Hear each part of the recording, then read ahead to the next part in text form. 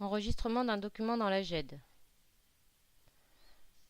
Nous allons ouvrir Isadom en indiquant le login et le mot de passe.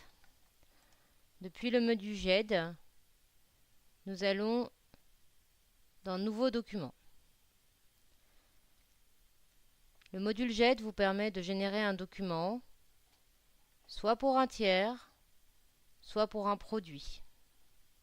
Ce document peut être intégré à la GED à partir d'un modèle de document qui sera généré dans l'application, à partir d'un scan d'un document, en sélectionnant un document existant sur votre ordinateur ou sur le réseau, ou en enregistrant une adresse URL, un lien vers un site web, pour avoir un raccourci directement, par exemple, sur un produit. Nous allons enregistrer un document à partir d'un modèle. Comme nous avons été depuis le menu GED, le tiers concerné n'est pas renseigné. Il faut le renseigner ici, dans la source principale. À partir des jumelles, nous allons rechercher le tiers. Ça peut être un patient ou tout autre tiers de l'annuaire, soit par son numéro, soit par son nom. Nous allons renseigner le type de document que l'on souhaite enregistrer, le modèle de document. La liste des modèles de documents est alors précisée.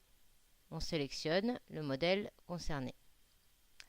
La zone libellée permet de préciser des informations complémentaires concernant ce document.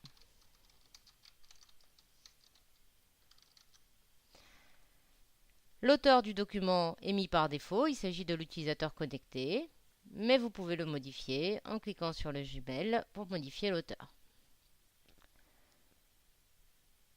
Si la source principale a mal été renseignée, une gomme vous permet de supprimer pour rechercher à nouveau le tiers concerné. Le document que je suis en train de générer peut être adressé à des destinataires. À partir des jumelles, nous allons pouvoir sélectionner les tiers, le ou les tiers à qui le document est destiné. Par défaut, ce sont tous les référents du patient en l'occurrence qui sont précisés, mais je peux aussi aller rechercher d'autres tiers qui ne font pas partie des référents du patient. Pour supprimer un destinataire, avec un clic droit, je clique sur supprimer. Nous allons enregistrer le modèle de document à destination de 2 tiers destinataires. En information complémentaire, on viendra préciser la date à laquelle ces documents ont été envoyés à ces tiers. Et nous pourrons préciser si on souhaite ou non publier ce document, le retirer de la publication ou l'archiver en cochant sur ces cases. Si l'on souhaite préciser à partir de quand nous souhaitons publier ce document, on renseignera la date à ce niveau. Une zone de texte vous permet de saisir des informations complémentaires. Certains documents nécessitent une validation. Pour cela, vous devez être habilité à valider le document. Ce n'est pas le cas ici, autrement, il sera nécessaire de cocher que le document a été validé par la personne qui pourra le faire. Nous verrons les références complémentaires plus tard. J'ai donc saisi tous les éléments qui me permettent d'enregistrer dans la GED un document issu d'un modèle.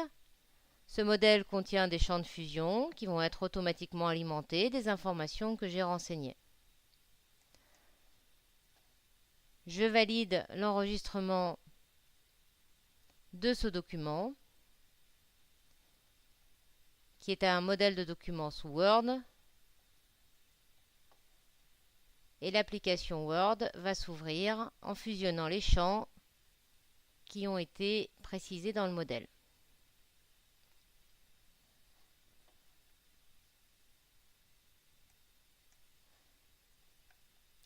Deux documents ont été générés puisqu'il y a deux destinataires pour mon document.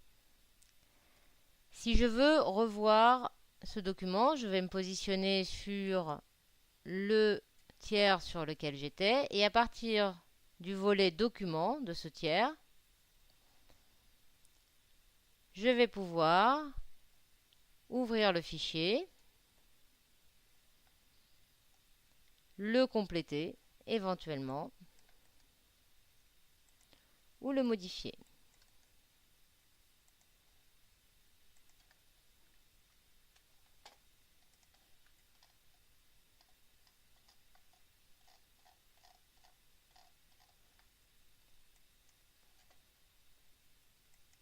J'enregistre les modifications